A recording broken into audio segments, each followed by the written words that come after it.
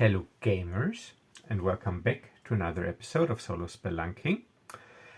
And today I would like to start a new Defenders of the Shadowlands campaign after my total party kill in the last game, where I basically bit off more than I could chew, and I was a little bit cocky, and my party of level 1 characters, actually only one main character and 3 sidekicks, we went after a level 6 Reaver who basically one-shotted us with every attack he made, and he could do 3 attacks per round, and he had plate armor and a shield, so it didn't go well. So I will try again. I still got the quest markers on the map. Just one second. From last time, let me erase these. So I will try again because I really like this game, obviously, and I try to be a little bit more careful this time. So those of you who don't know what I'm talking about, Defenders of the Shadowlands is a solo or cooperative board game, role-playing game hybrid that uses the rules of Shadowdark, and it applies a board game-like structure and predetermined encounters to the game with an overarching quest, so you can play it cooperatively without a GM, either solo as I do or with a couple of friends, which I also already did. And so just watch the previous videos or the product overview to get more details. And of course you can pick this up on Drive-Thru RPG, and So I will introduce to you my characters that I'm going to start with this campaign, and I'm also going to explain what this but ugly drawing here is supposed to be. But first, my characters. Ladies first. So this wonderful lady, let me see, can you see the paw? Yes. This is Elenora, and she is obviously, no, not obviously, but she is an elf. An elf fighter with the ranger background, so this is basically my ranger. So if you ask me now, why don't I just play the ranger class, which is also available for Shadowdark, that is because I only want to use the classes in the core rulebook, and I actually don't care that much for these ranger special abilities, like remedies and stuff. I just want somebody who is good outdoors when it comes to foraging, and so I figured a fighter with the ranger background, if I'm not after the special ranger abilities, would accomplish the same thing. So she is rules wise a fighter, but in the fiction role-playing wise an elf ranger. And she has weapon mastery for the longbow. And for her talent roll, she only gets 1 because she's not a human. I rolled +2 dexterity, which is pretty lucky. And she gets +1 ranged attacks because of her far-seeing ancestry ability. So, and I was lucky, I got +2 dex on my talent roll, and I'm using the heroic character option that is in the game. So luckily my dexterity is 18 now because of the buff. So I'm actually attacking with my longbow with +6, and I deal 1d8 +1 damage. That's because of far-seeing, and so far-seeing is only for attack obviously, but the +1 damage is because of the weapon mastery. And her secondary weapon, also used to skin animals and gut them and prepare them, like is her dagger, and there she attacks +4 because she can use dexterity with it, and deals 1d4 points of damage. And she's got a crawling kit and a bedroll, and And this is, of course, as always, my thief, scoundrel, rogue, Reo, reincarnation of Reo. They most of my characters, my thief character types, they are all called Reo. And actually, I just told this story today. This harks back to the day when I was 16 years old and I was playing Advanced Dungeons and Dragons 2nd edition, and I made a thief character there, and his name was actually Rerorex. And because nobody could say that, and or wanted to say that, the GM and the other player, they always called my character just Reo. So, and this is how this name came to be. And yeah, I've got fond memories of this campaign.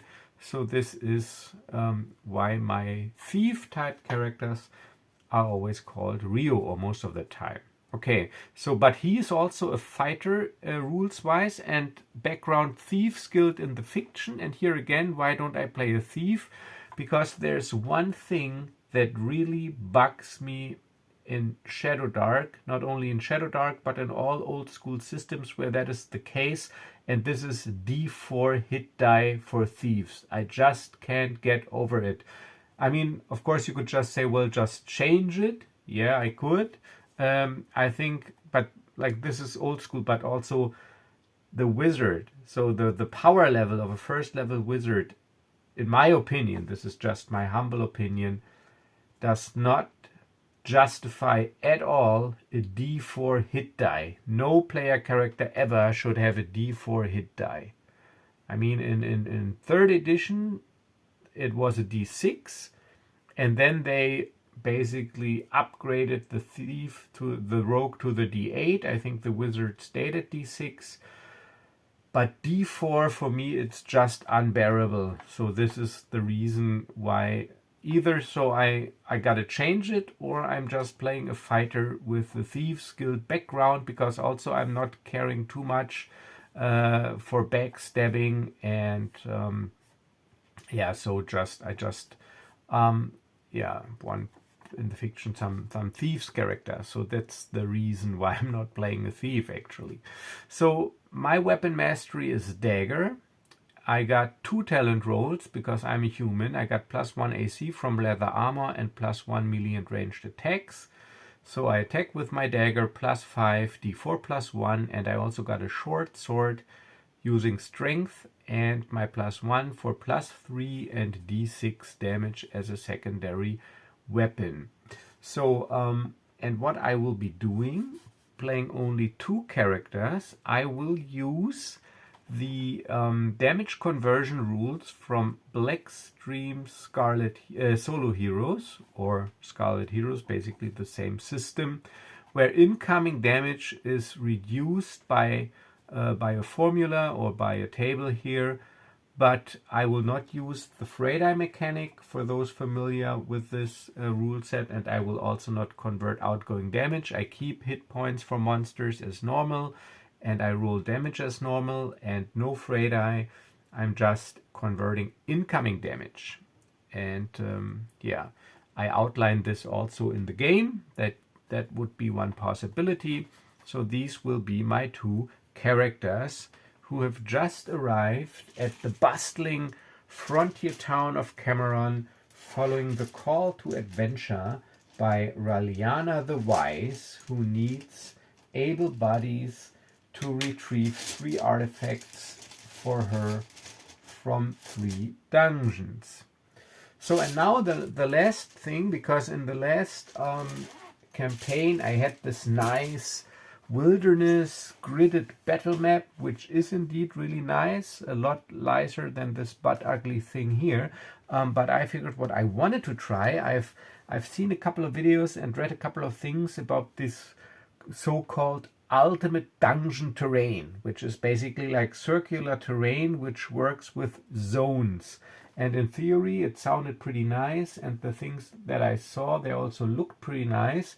So I'm thinking about maybe getting 1 or 2 of these professionally made terrain plates, but I figured I'd try it out first, like if I like this general mechanic. So this ugly drawing here is supposed to be my test version of Ultimate Dungeon Terrain. So this is like where the center action is, and then this will be the near zone, and this is like the far away zone, and it's all like abstracted. So you'll see hopefully how this works out, and hopefully I'm doing it right.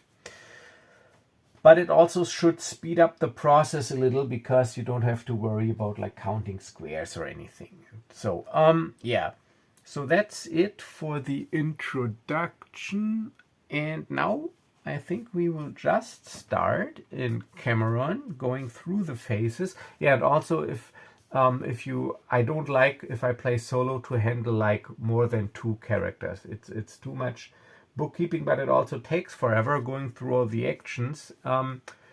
It's different if you play with friends. So when I play tested this game, I played it with 2 different friends, and we played different versions. So the first one, we each played only 1 player character, like I'm doing now, and in the second one we each had 1 player character and 1 sidekick, so a total of 4, but everybody was controlling only 2 characters. And then like there's more like this interaction when you got a friend at the table and everybody has got something to do and picks his 1 or 2 actions for his character. That is, for me, a smoother process if I'm playing solo with 4 characters and I like handle all 4 of them. So this is also something I do not like that much, but this is just personal preference. You can do whatever you want. So this is why I'm using 2 characters this time around. Okay, so movement phase. I'm not going to read the story again. We got to get stuff out of dungeons. Short version, long version. You can look at the preview of this game. It's pretty large, 35 pages on Drive-Thru-RPGs, the preview, so you can see all the mechanics and decide if you like it, and you can watch, of course, the product overview video. Alright, so this is campaign 2 and the first episode, and we will start with the movement phase, which is optional. We are not going to move. We go straight into the action phase, and the first action, because we want to get going, is that Elenora, she will go to the notice board and check the notice board for quests. And the quests are 3, 5, and 10. Let me get to the notice board section. The notice board section here. 3, 5, and 10. Oh, so 3 is again an important delivery. Time is of the essence. I need a trustworthy group of adventurers who can deliver a delicate item to a relative in another town. My relative will pay 150 gold pieces upon delivery of the item. This quest is an overland journey to the town which is farthest away from your current town. The quest is completed and the reward gained at the destination. So we will take this quest, and in the last campaign we already determined that these cities are equally distant by hexes, so we had to roll off, but this time I'm smarter and I take these quest dice to the side so that I don't forget. And 1, 2, 3 is null deck, and 4, 5, 6 is Kelmar. So 1, 2, 3 null deck. Lucky again, just like last time. It is Kelmar, and this is lucky because it's easier to travel through the plains than through the wilderness. So I take this quest. So I got a quest log here. And we will take delivery quest, that is number 3, to Kelmar. So we take the notice, we got this quest. You can have a maximum of 3 active quests and they refresh every round. Alright, 5. Hail adventurers! A vile band of goblins have taken an important heirloom away from me. I seek brave adventurers to teach them a lesson.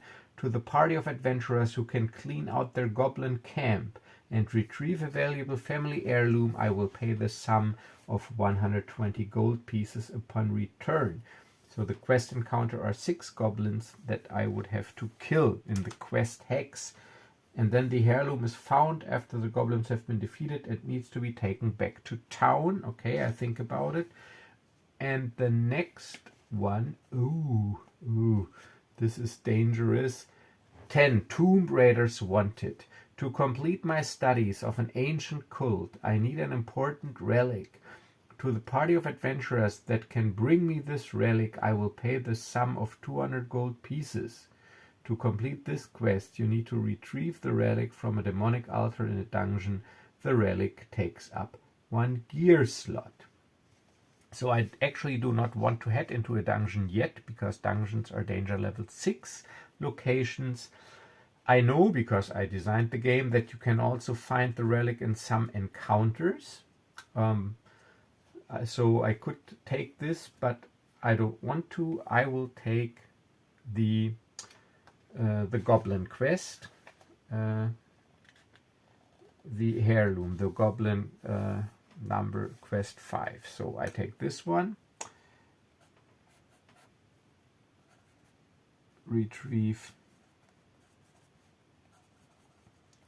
heirloom number 5, 6 goblins, and now I need to determine the quest hex where I will find this quest encounter. And this is an encounter I can't complete by attacking random encounter goblins, because I specifically have to get this heirloom from their lair. So that's the difference between the normal just kill 6 goblins quests, because those can also be completed through random encounters. So green is the first number. 7 and 6. 7 and 6. Okay, so here are the goblins. That is actually also pretty convenient. Alright, so 0706 hex. So, and what I'm doing off camera here, I got my little log, and I'm doing like a quest log that you know from video games, where you then can make a check mark. You can have 3 active quests, and I pooled my rations and my gold. It's easier for bookkeeping, and I will also pool the XP I gain for the hunter mode until I can divide them up evenly.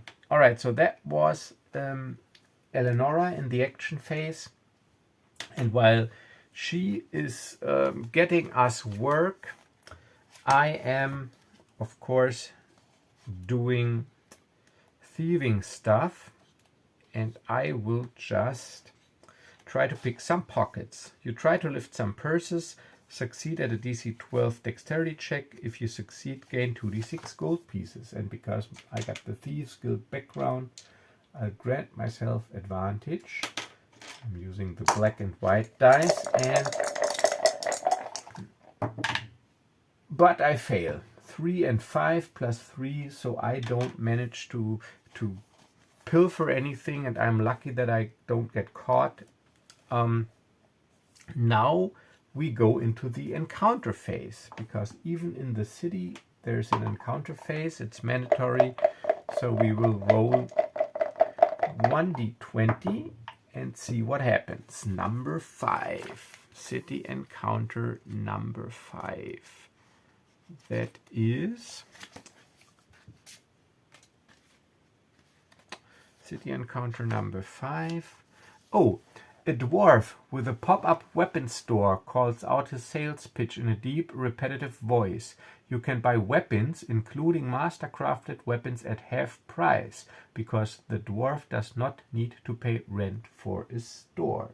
Actually, that's good, because I'm going to buy a ranged weapon for Reo, because they are fighters. They can use all weapons and at half price. And I got the weapon section right here. I'm going to buy a longbow for 4 gold pieces. Can't go wrong with that. Longbow for 4 gold pieces for Reo. And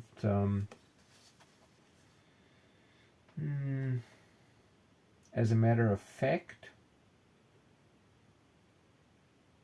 Elenora, she will also buy a longsword. I mean, her strength is only +1 and she does not get a bonus, but it's good to have another close combat weapon. So a longsword also for half price, so that is 4.5. I round this up to 5, so 5 and 4, which is 9 gold pieces. So for 9 gold pieces, we get a longsword and a longbow. So 9 gold pieces. Our pool gold goes from 20 to 11. And Elenora gets a longsword.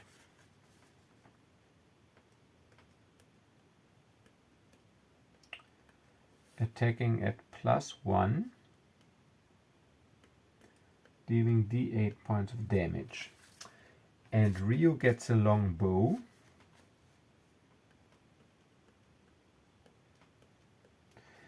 Attacking dexterity 3 and +1 melee and ranged attacks. That is +4. Also for a d8. And of course I gotta fill out a slot. But that's no problem because they're fighters. They got the hauler ability and they got decent strength. So I got enough room. But still, I need to fill those slots. Alright, that was the encounter phase. Now the resting phase. In the resting phase, we need to eat. It is 5 silver pieces per character for a nice warm meal in a tavern. Or you can, of course, eat a ration, but I don't want to. And then you have to pay 1 gold piece for a room. It is that expensive because of the call to adventure. All the adventurers flock to the town and the rooms are scarce. But since I do not need really to regenerate, I can sleep for free in the common room of a tavern on a straw bed. But then I do not gain the benefit of a rest. But since I'm not injured, I can do that, but I still need to eat, otherwise I would lose 1 point of strength and constitution the next day. So we pay 1 gold for 2 meals, 5 silver each, so our pool gold is 10.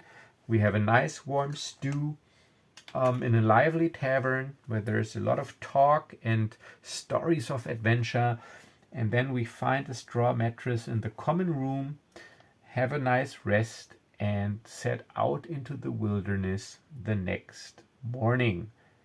And we will head to Kelmar first. We don't make a detour to kill the goblins because from the money we make, we might buy some better armor first. So let's go.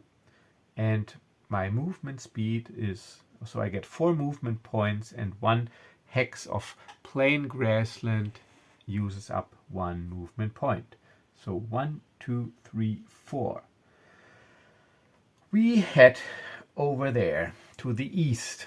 We make good progress and then we enter the action phase. Everybody can take a wilderness action, and of course Elenora, she will forage so that I don't need to use my my rations. I'm looking for my forage token that I made, which I can't find now.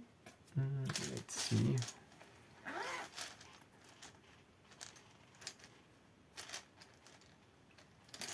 Alright, so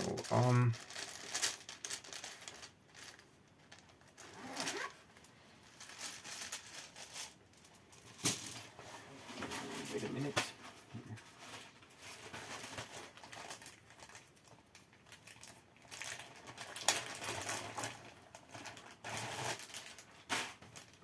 got some tokens here.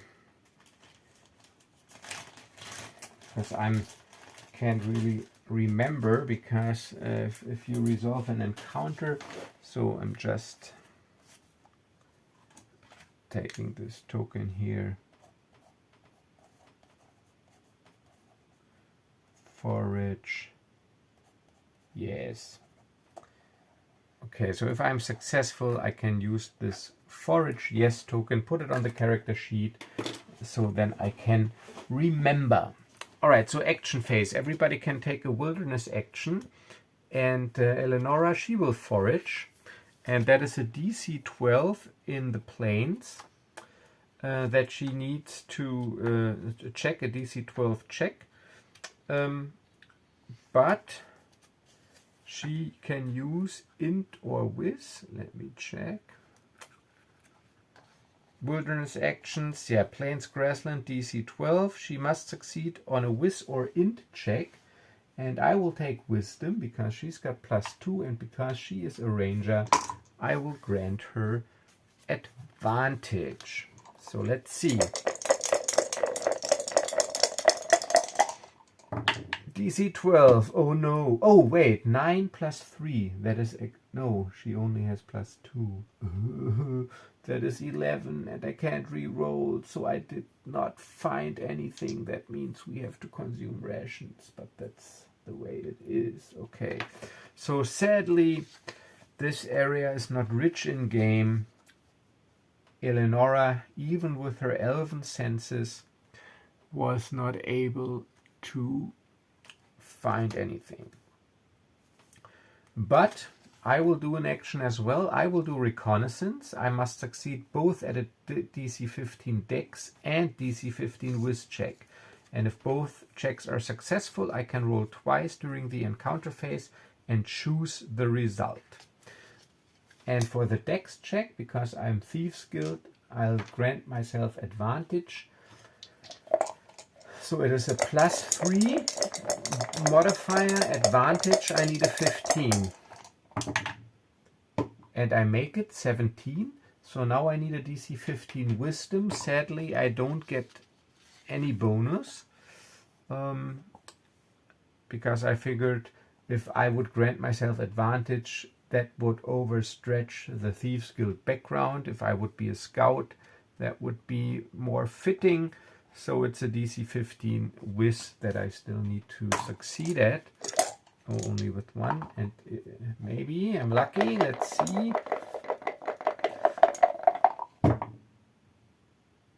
Yes, 17 again. So I did do an reconnaissance. So now we go into the encounter phase, and that means I can roll up 2 encounters and choose the one I like better.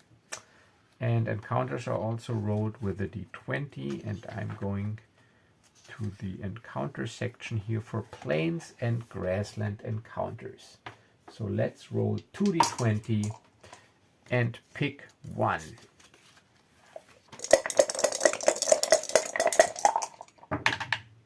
2 and 8. So what is 2? What is 8? 2 would be a group of cultists roaming the lands, looking for their next victims to sacrifice, face a fight with no option to avoid it. And 8 would be, the same.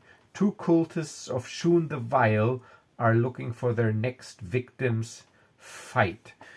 Okay, so there's nothing I can do about it. So as we were traveling and as the sun is about to set, we start looking for a campsite.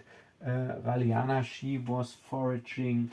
We caught the attention of a group of cultists of Shun the Vile. It is an half-orc cultist and a human cultist. So these are the pawns, also from Pathfinder Pawns. They have wicked curved blades, and underneath their robes, they're actually wearing chainmail armor. So I'm going to set them up, but before I place them, I gotta check. This is what I also didn't do last time. Actually, I gotta check the encounter distance. Going by the Shadowdark rules as written. Let me see. Okay, mastering.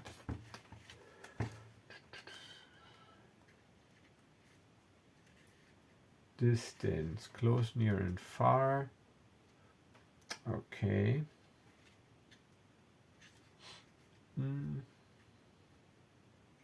Random encounter, starting distance. 1 is close, 2 to 4 is near, and 5 to 6 is far. So if one or more wandering creatures appear, so they are wandering creatures, so let's see where they appear.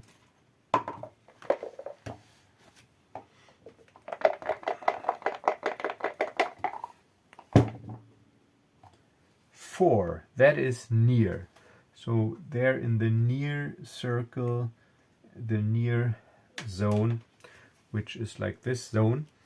So, yeah, so as we forage out of the underbrush, a pair of cultists, they appear. Let me get their stats. Here. A pair of cultists appear, and they have AC 14, chainmail, and shield. So they don't have a shield, but still, I'll keep it at AC 14.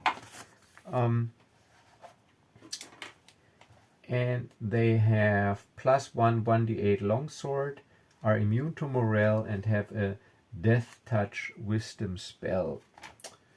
Okay. So AC 14 +1 d8, and wisdom is +2 DC 12 2d4 close. And they got 9 hit points. Cultist 1, Cultist 2, and they each have 9 hit points. Okay, so that's all I need. Dexterity, they have -1, and I am using side-based initiative as it is described in the Shadowdark rules, but I'm not using chaos mode. I'm not re-rolling every round. So I'm using +4 from Elenora, highest modifier, versus -1. And we are purple. Yeah, all right. So we go first. Let me check. Do they? Yeah, they have dexterity -1. Yes. So we go first. So they are near, which means we can both make a ranged attack. So we move back a little, but this is just for fluff because it's still like this abstract thing. So they come out of the underbrush. It is our turn. And Elenora, she will start because she is a good shot, hopefully. Attacking with her longbow +6 versus an AC of 14.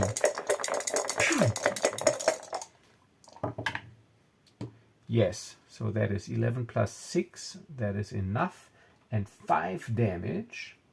So I keep outgoing damage as rolled, as same with hit points.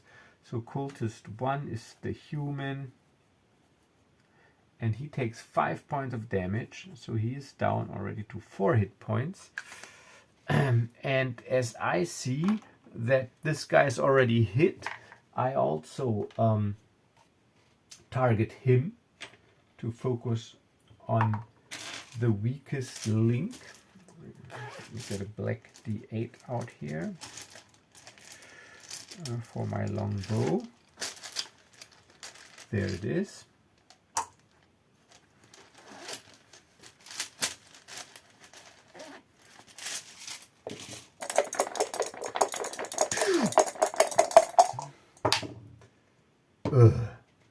great damage, stupid roll. I roll a 4. So that is a miss, sadly, with my longbow plus 4. All right, so they are near. They can move near. So they will close the distance. And do they... I'm rolling. 1, 2, 3. They concentrate on one target. 4, 5, 6. They split up. 4, 5, 6, they split up. So one of them engages me, moves close, and one of them engages Elenora. So they move and then they attack. Doesn't matter because it's their side's turn. And so they move and attack. And the human one is the one that is wounded. So he walks up to me and he tries to, again, grab me with his death touch ability. So he rolls plus 2 versus DC 12. Because he's not targeting my armor class, he's rolling to cast his wisdom plus 2 versus DC 12. Okay, so that is 9 plus 2, that is 11. So the spell fizzles. And I'm playing, I don't know if this is correct, I'm playing that the NPCs, they don't lose their spells. Because I can tell you my line of thought. Because I think it always talks about characters. And they all count as monsters. And I think because they have like... I don't know, some different rules also when it comes to spells. And so never mind, I don't want this bookkeeping to remember who lost which spell. They can basically use this every round like a magic attack. So this is how I'm playing it. I don't know if that's correct. So that was this guy, and the orc cultist does the same thing, trying to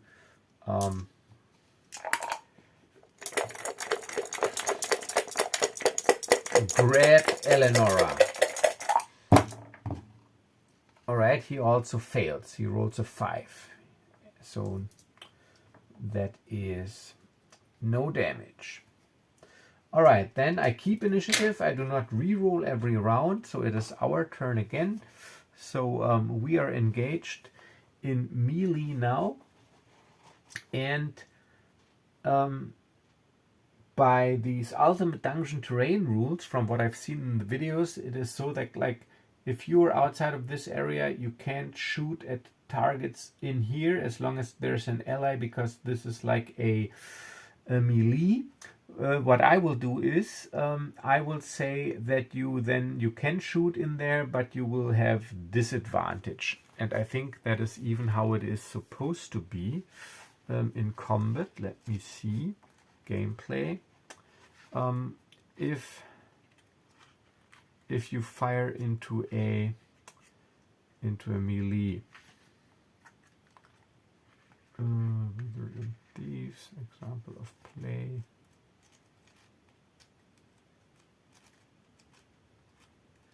Where's the combat thing?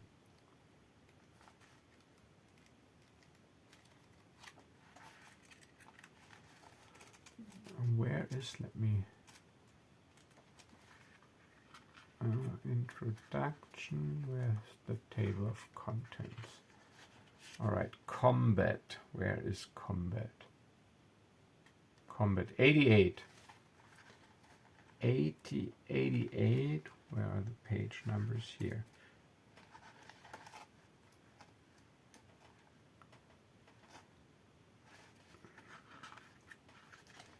Combat, here. Combat turns, ranged attack. If you hit the target, doesn't say anything. If you total, I think because they wanted to keep it cinematic, doesn't say anything about firing into a melee. Okay, But this is how I will do it. Okay, so it's our turn. So Elenora, because she has mastered her longbow, she does not want to stick around. So she moves out of the fray. She moves near, and then she attacks this guy. But because they're in the center of this, in the center of the action, she has to attack with disadvantage. But she attacks +6, d8 +1 against the. No, you know what? She is attacking. Doesn't matter. Disadvantage is disadvantage. So she's attacking the human that is already wounded with disadvantage. And look at that, a 9 +6, so that is still 15 for maximum damage. 8 +1, 9 points. So imagine this fray. So there's a melee going on. So I'm dodging. He's trying to grab me as Elenora swiftly evades the melee, and while she's moving backwards, she's already knocking an arrow onto the bow, and then pew, she strikes through between those and hits this guy square in the throat, and he is down. All right, that was her action. Now my action, I engage in melee the remaining cultist. So the human is gone, and I'm using my dagger, which I have mastered. +5 and d4 +1 damage. AC 14.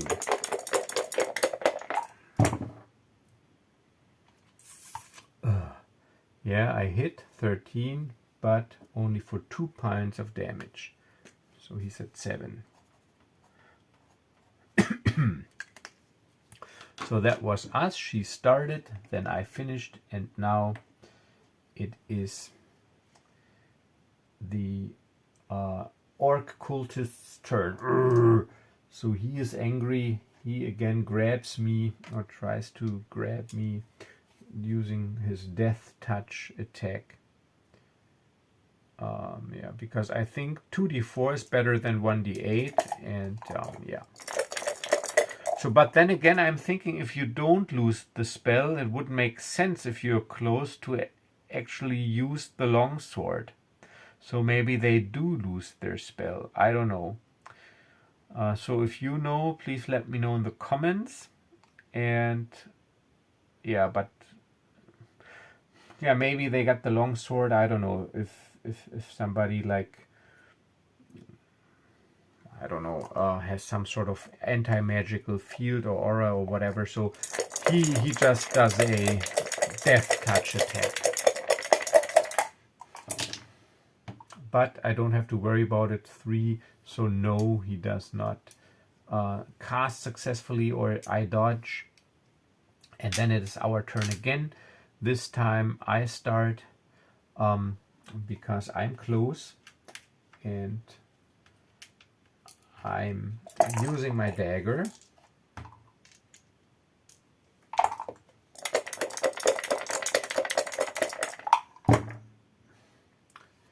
And I roll a 4 and minimum damage, but 4 + 5 is 9, so he easily dodges. But then I move, because I can also do my move afterwards. I move out of the fray into this direction to give her a clean shot. So she, Elenora, again shoots.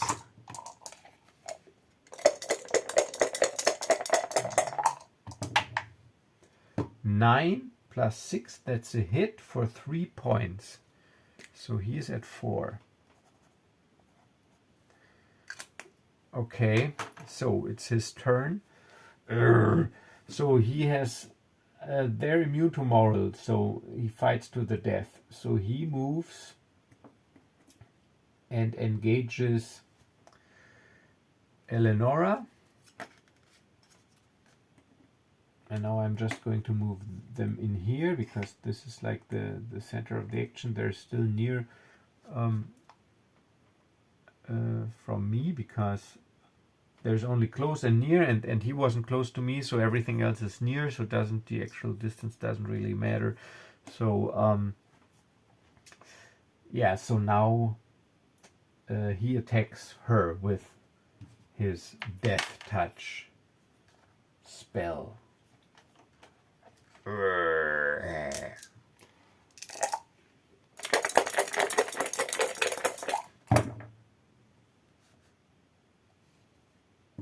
7 plus 2, that is 9. That is not enough, so no. Okay, our turn again. Let's finish him off. Okay, let's finish him off. She moves out and shoots.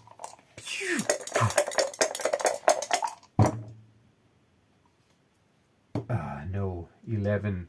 So I move in and stab. Dagger.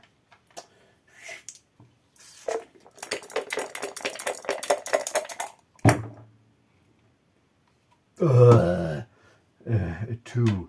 So now, as I'm again here, he attacks me.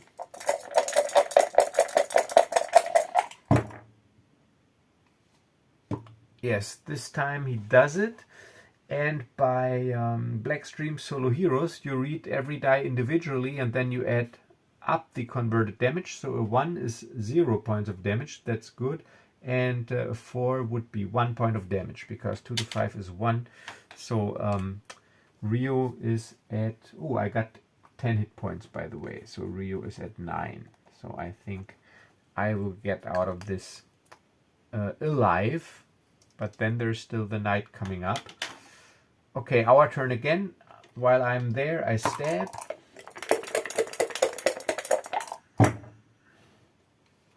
Yes, this time I hit for 3 points of damage, leaving him with 1 hit point standing. I move out to make room for her, Elenora, who then tries to hopefully finish him off.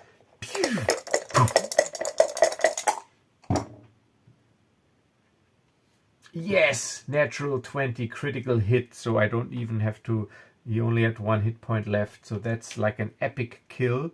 As soon as I leave him, the arrow already pierces his throat and he goes down. Alright, XP, individual Reo and XP. Elenora, I need to keep track because now they're dead. Hunter mode, they're level 2, so they grant me 1 XP each. I evenly divide this, so we both get 1 XP. So we are at 1 XP, and now I see if they had treasure. Wandering monster, 50% chance. 4, 5, 6, they have treasure. Yes, 6. So I'm going by the treasure table in the book. I think it's like 277 or something. Let's see. But I'm only going to roll once for the encounter. Here. Treasure 0 to 3. And there are level 2. So let's see what they have. Doesn't count. 96. Oh, is it the higher the better? 96. It is a +1 armor, but it has a benefit and a curse worth 150 gold pieces. +1 armor. So I said that they were wearing chainmail. So one of these guys, he has a very interesting, very elaborately decorated chainmail armor, which seems as if it is of remarkable craftsmanship. Benefit and a curse. So actually I gotta determine this now, right? Magic item attributes, a benefit, blessings, secrets. I think I gotta magic item attributes, armor bonus. Let me see. Where is the armor curse and armor benefit? Yeah, okay. So let's see. First one, the benefit. 6 would be you are immune to curses, to the curses of one item you choose. Okay.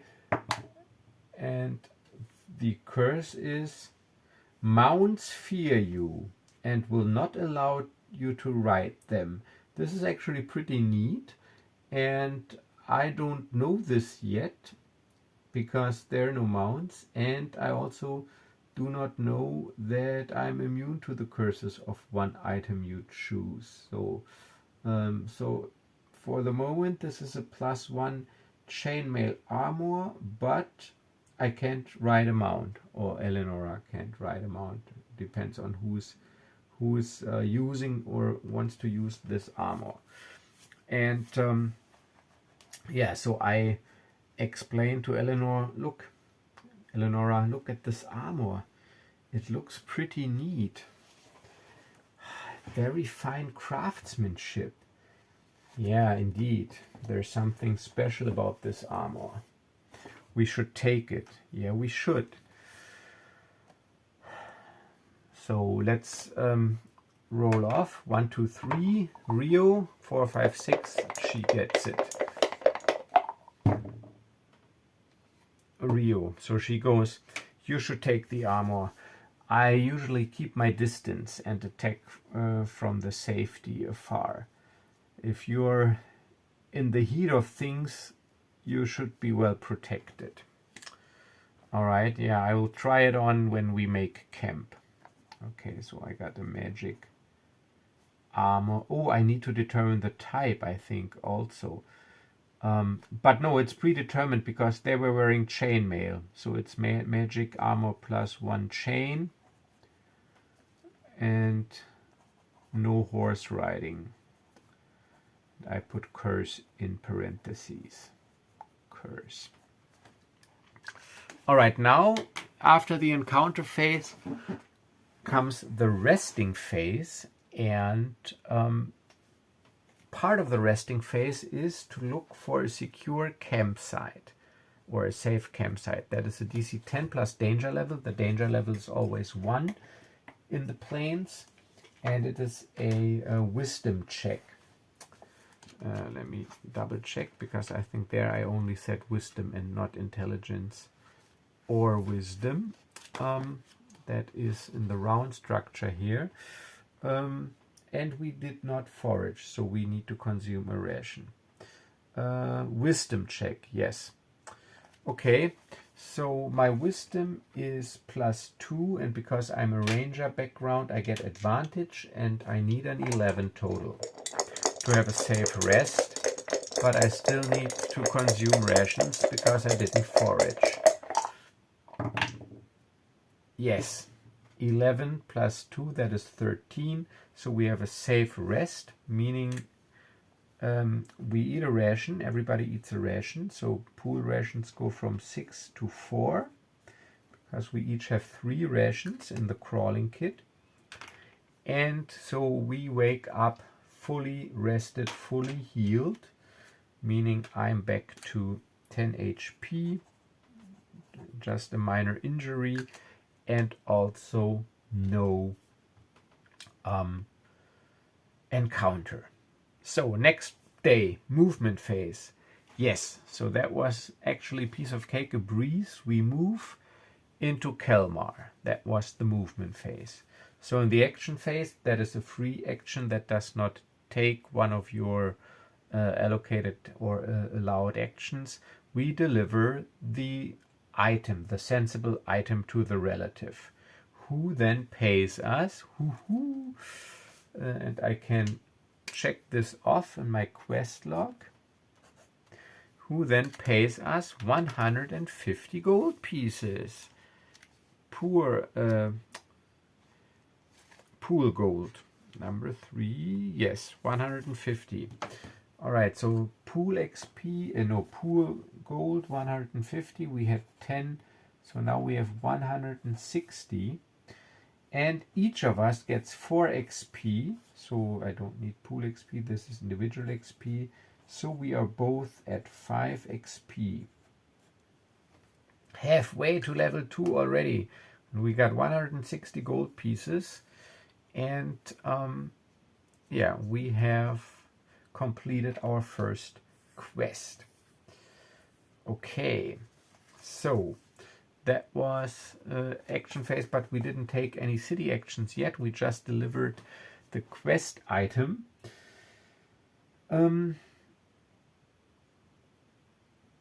I think we're going to spend some money. So Reo, he does not need armor because he's got this nice magic +1 chainmail.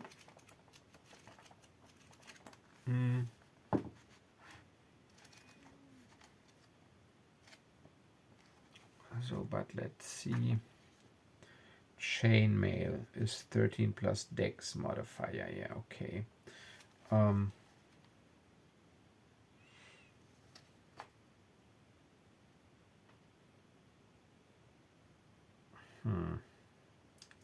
I can't afford mithril chainmail, sadly.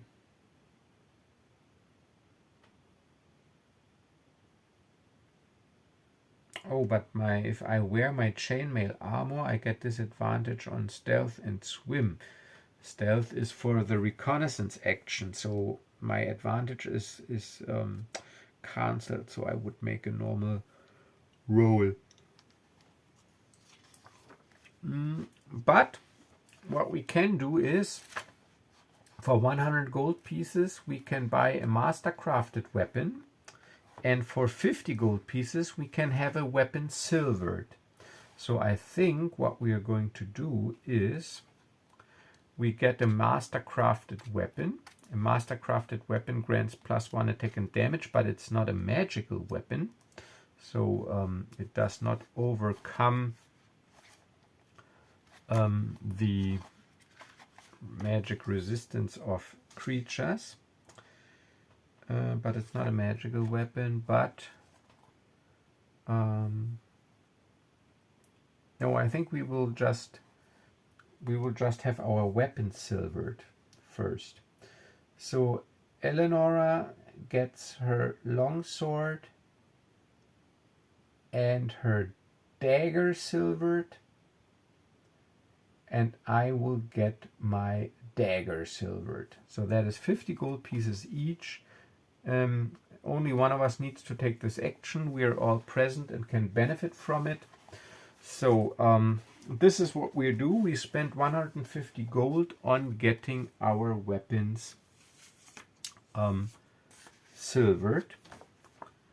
So what I will do is I will make a little note next to the weapon. I will just put an S in parentheses next to the weapon. Dagger and longsword, and I get my dagger silvered. Alright, so and then we only have 10 gold pieces left in our pool money,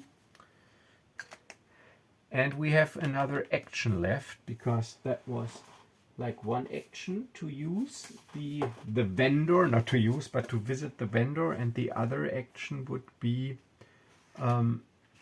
again to not check the notice board because we still have a quest. I think I just try again to pick some pockets, so to pay at least for our meal and room. So I'm trying again dexterity DC 12 with advantage, Thieves Guild, Reo. Yes, 10. Lucky, because also a 1. 2d12 gold pieces. I got advantage. So 6 gold pieces. So our party or pool gold is 16. And now in the encounter phase, let's see what happens in the city.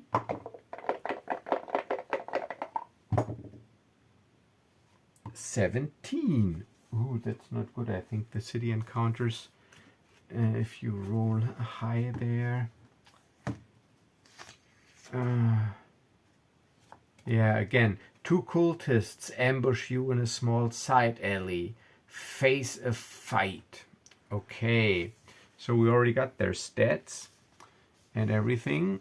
2 cultists in a side alley. But looking at the time, oh, in a side alley.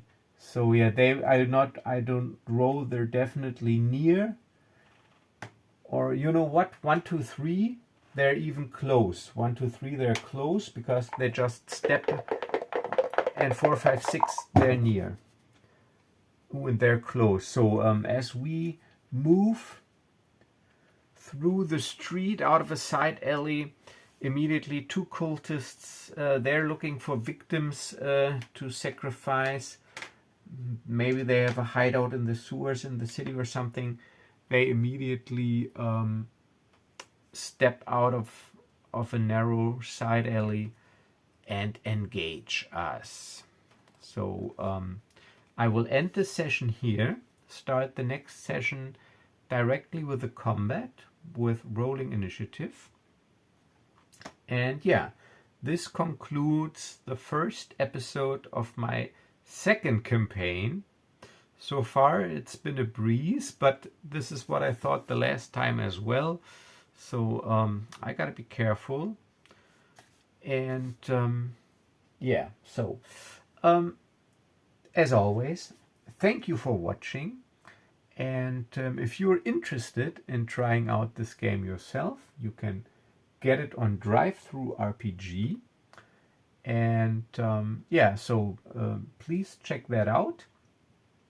And also, if you think about getting stuff, also check out my Wandering Tavern product overview, because if you're interested in that, with my coupon code SOLO, all capitalized, you can save 10%, and you will also find this information in the video description. Yeah, alright, so that's it. Thank you for watching. As always, stay safe and stay healthy. Have a wonderful remaining week, and until next time, bye bye.